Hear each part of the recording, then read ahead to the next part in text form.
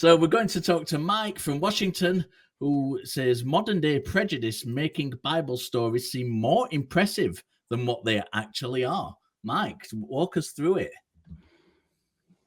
Well, I was going to walk you through it, but I don't believe in the Bible, so maybe I just shouldn't comment on the Bible given that last voicemail's logic. But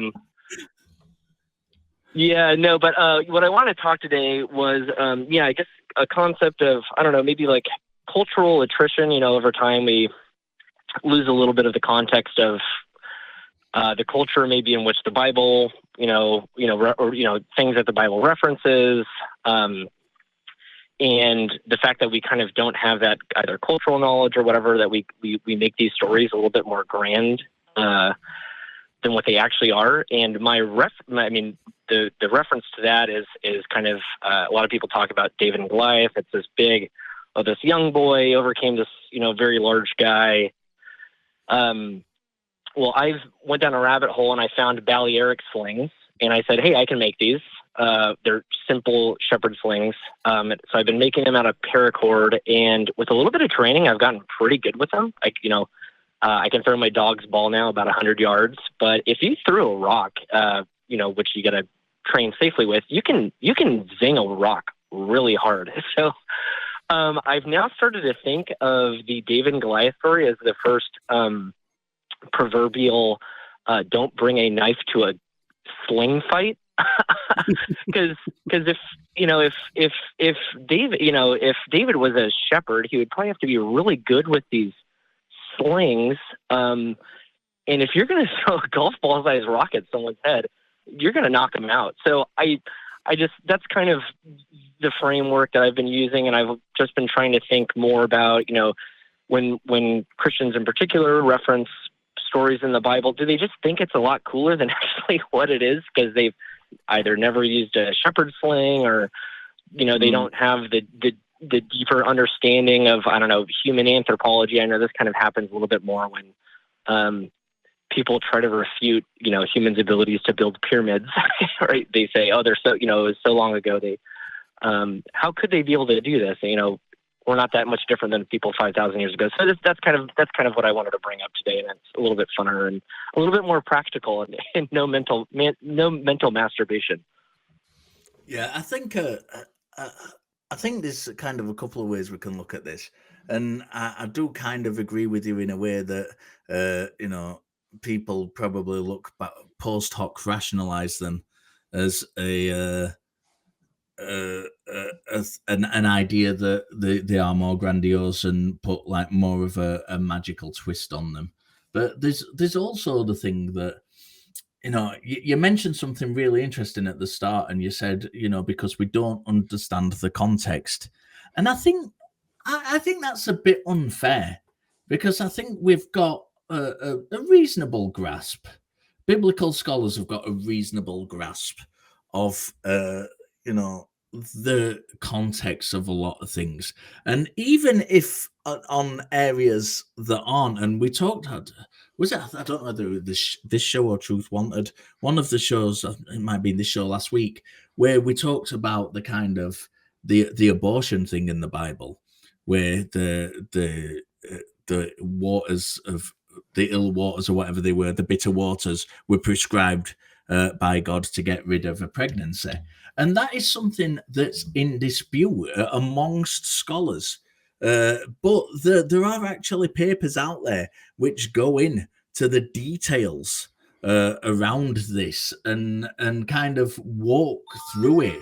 So even in those areas where we, there is biblical dispute, we can make reasonable assessments based on context of words. We can look at the context of the time, how things were used. I'm going to actually pull up, if I can think of the. Oh, I think we had a little bit of a disappearance of Richard there. So while he comes back, I do also have a point. It depends on the story, because plenty of Christians like to make it to sort of steelman your argument, make out that biblical prophecy, like the prophecies of Daniel, are amazing and so prophetic, and they absolutely reference the Greeks and the Persians and the Roman Empire, and that is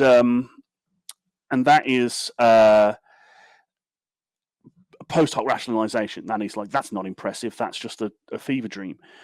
But on the other hand, if Jesus actually did resurrect after 3 days, completely defying the laws of nature, that's still impressive. Like, if that's to be true. So I think it's on a story by story basis. What do you think? No, I take both of those.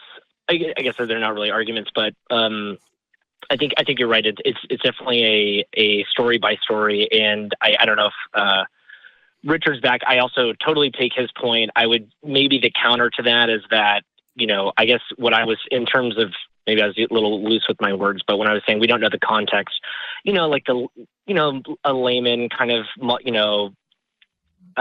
more kind of common, maybe middle of America, right, Christian might not have, the time or the willingness to go through papers or to, I don't know, I guess in my case, figure out, go buy some paracord, figure out how to make a shepherd sling, and then use it a little bit. I'm sure if you asked, maybe in that context, someone who's very proficient with it, or someone who's actually from the Balearic Islands. It's a couple islands out in the middle of the Mediterranean that they're very, very proficient at using these shepherd slings. Maybe they wouldn't be as impressed. So I think that's it. That's my only answer to, I think, really what Richard said. But yeah, definitely case by case basis. I think another example. I'll just actually leave it at that. I won't go too deep into the weeds. But yeah. Yeah. So yeah, but fair point. There are, like I say, stories in the Bible that are touted as impressive that aren't. Biblical prophecies, thing with a sling, even like winning battles. Like, people win battles all the time. Oh yeah, God intervened, so that's why we win the battle. Or maybe you were just a better general, or they had worse troops, or they had dysentery, or a million other reasons why medieval and and Bronze Age armies lost fights. Even if they were numerically superior, for example. But yeah. Any thoughts, Richard?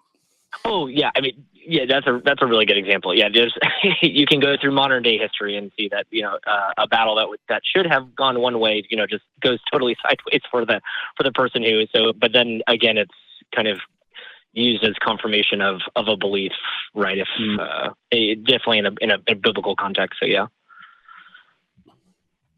Yeah, I like how I was spirited away just at the point when I was going to give out the information of the journal article that talked about the thing. It's almost like God didn't want me to share that information with anyone. No, thank you for the call. I know I got whisked away a little bit during that.